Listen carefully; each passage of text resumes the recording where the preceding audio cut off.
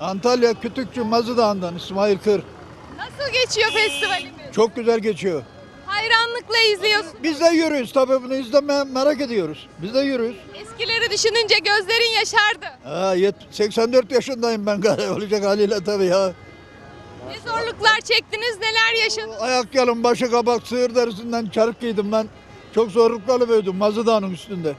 Kıl Çadır'da, Buyur. Kıl Çadır'da, Karaçay'da. Yaşadık, mağarada da yaşadık, hepsini yaşadık. Mağarayı anlatın ya. Ya bizim burada mağaralar var. Dedelerimiz yörükmüş, oralara yerleşmişler. Ondan sonra değişti.